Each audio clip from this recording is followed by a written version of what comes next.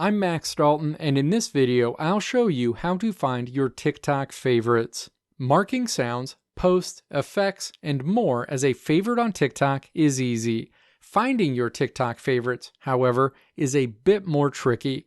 Thankfully, with a few quick taps, you can easily find your favorited TikTok items.